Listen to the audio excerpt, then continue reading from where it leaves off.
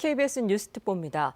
정부가 잠시 뒤 국정원법, 경찰청법, 공수처법 등 이른바 권력기관 개혁 3법이 이번 국회에서 의결된 것과 관련해서 합동 브리핑을 할 예정입니다.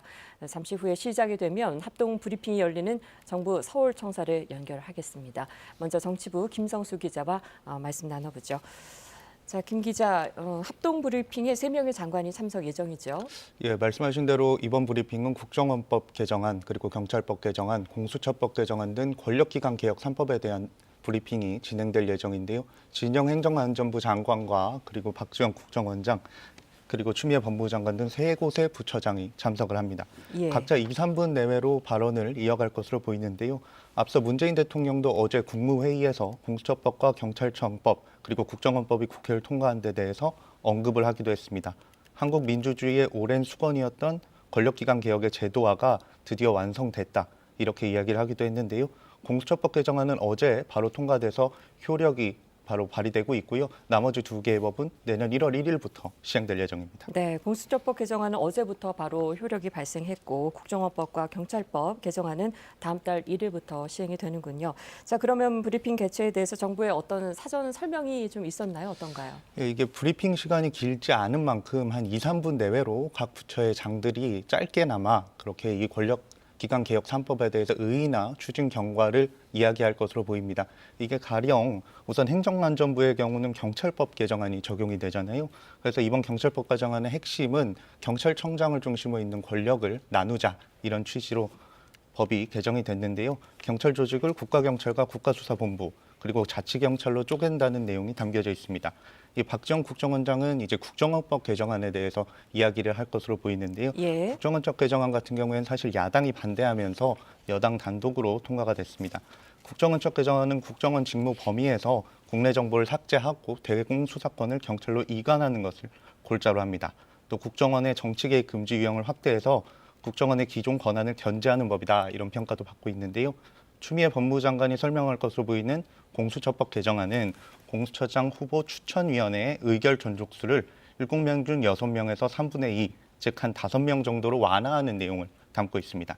추천위원 7명 가운데 야당 추천목 2명이 모두 반대하더라도 공수처장 추천이 가능해진 게 이번 개정안의 핵심입니다.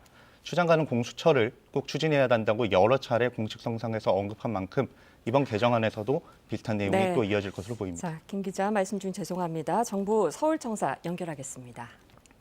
등 권력기관 개혁 3법이 국회 본회의를 통과하고 12월 15일 국무회의에서 의결되었습니다. 아울러 다가오는 2021년 1월 1일 검경수사권 조정과 관련된 형사소송법 및 검찰청법 개정안의 시행을 앞두고 있어 3개 부처 장관이 국민들께 그 의의와 시행 계획을 말씀드리고자 오늘 브리핑을 준비하였습니다. 발표는 국가정보원장, 법무부 장관, 행정안전부 장관 순서로 진행하겠습니다. 먼저 국가정보원장이 발표하겠습니다.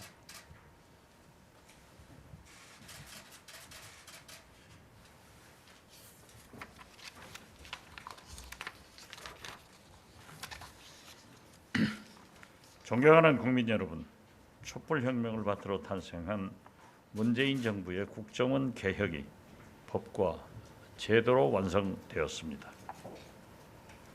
역대 정부에서 추진했지만 미완으로 남았던 국정원 개혁이 비로소 완성된 것입니다. 개정된 법안은 1961년 중앙정보부 창설 이후 처음으로 국정원이 해야 할 것과 하지 말아야 할 것을 명확히 규정했습니다.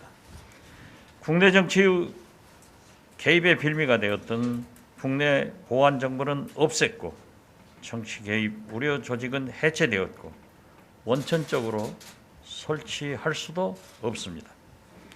대공수사권도 정보 수집과 수사 분리의 대원칙을 실현해서 인권 침해 소지를 없앴고 경찰과 긴밀한 협조를 통해 지금보다 더 큰 성과와 효용성을 낼 수 있도록 했습니다. 또한 직무 수행 기준인 정보활동 기반 지침 마련, 중대한 국가안보 사안의 국회 보고 등 국민의 대표기관인 국회에 의한 민주적 통제를 받게 됩니다. 그러나 이제 시작입니다. 실천과 성과로 보여드리겠습니다. 국민이 신뢰하시는 그날까지 개혁 또 개혁해서 세계 제1의 북한 해외정보 전문기관으로 거듭나겠습니다. 국정원은 국민과 함께 미래로 가겠습니다. 첫째, 국정원의 정치 개입은 절대 없을 것입니다. 5.18, 세월호, 댓글 사건, 민간인 사찰 같은 국정원 관련 의혹이 두 번 다시 거론되지 않도록 진상 규명에도 끝까지 협력하겠습니다. 둘째, AI, 인공위성 등 과학정보 역량을 강화하겠습니다. 방첩 및 산업기술 유출을 막아 국익을 수호하겠습니다. 해킹, 사이버 테러 대응에 역량을 집중해 국민, 국가, 기업을 보호하겠습니다. 셋째, 국정원의 어두운 과거로 피해를 입은 여러분께 사죄하는 마음으로 피해자의 입장에서 정보 공개 청구에 적극 협력하고 관련 소송도 대응하겠습니다. 존경하는 국민 여러분, 대장정의는 쇠가 달궈졌을 때 내려칩니다. 국민께서 주신 소중한 개혁의 시간을 절대로 허비하지 않겠습니다. 관계부처와 협의해서 시행령을 신속하게 마련하겠습니다. 국가안보수사에 공백이 없도록 유관 기관과의 협력을 더욱 강화하고 전담조직 신설도 검토하겠습니다. 저를 비롯한 국정원 전 직원은 국민이 사랑하고 신뢰하는 국정원을 만드는 데 모든 것을 다 바치겠습니다.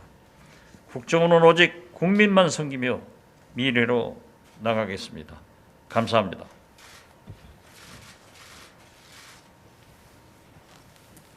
네, 다음 법무부 장관이 발표하겠습니다.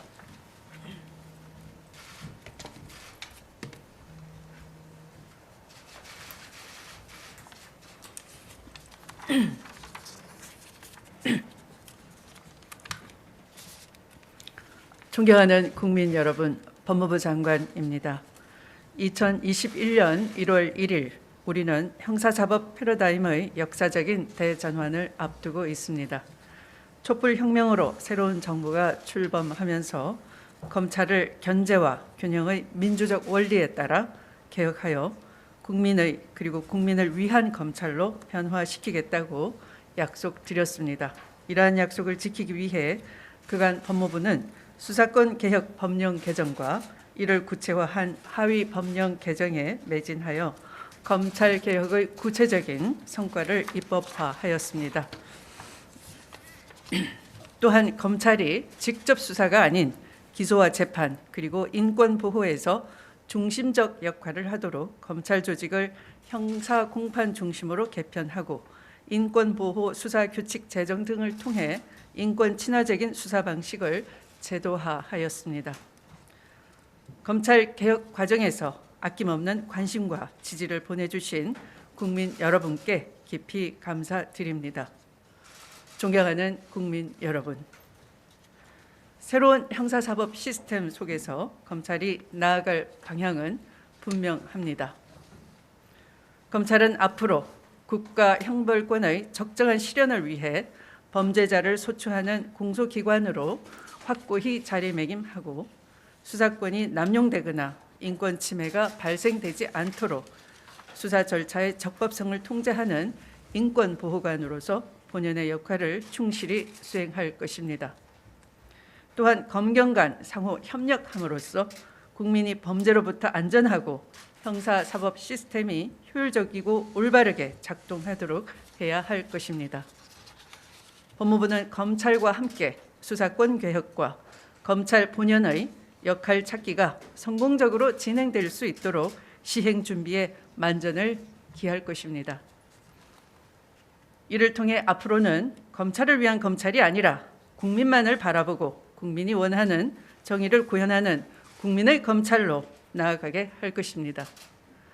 저는 검찰 3의 최고 감독자인 법무부 장관으로서 오랫동안 해결하지 못한 검찰 개혁의 소명을 완수하고 검찰이 국민에게 신뢰받는 공정한 기관으로 거듭날 수 있도록 앞으로도 최선을 다할 것임을 국민 여러분께 약속드립니다. 감사합니다.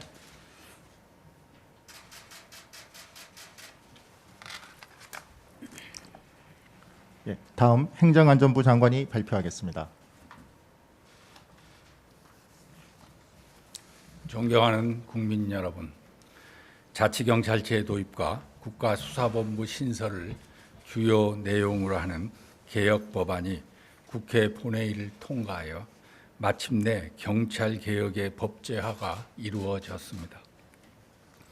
이는 분권과 민주적 통제, 견제와 균형이라는 민주주의 원리를 반영하고자 했던 오랜 개혁 의지의 결실로서 오로지 국민을 위한 경찰로 거듭나라는 국민의 준엄한 명령에 따른 것입니다. 사회 각계각층의 의견에 귀 기울여 합리적인 방안을 도출해 주신 국회와 관심과 애정을 가지고 지켜봐 주신 국민 여러분께 감사를 드립니다. 개정법에 따라 내년부터 자치경찰제가 전국 시도에 전면 도입됩니다. 지방행정과 치안행정의 연계를 통해 지역 주민의 치안 수요에 적합한 다양한 치안 서비스를 제공하게 됨으로써 국민 여러분들은 지역별 특성에 맞는 효과적인 치안 서비스를 누리실 수 있습니다.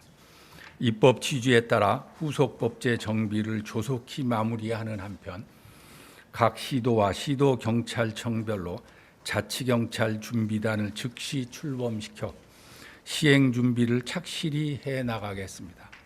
시행 초기에 혼선이나 불편이 없도록 전면 시행에 앞서 순차적으로 시범 운영을 실시하고 관계 기관 간 긴밀한 협업으로 완성도를 높여 나가겠습니다. 경찰 수사의 책임성, 공정성, 전문성을 한 차원 높일 국가수사본부 출범을 서두르겠습니다.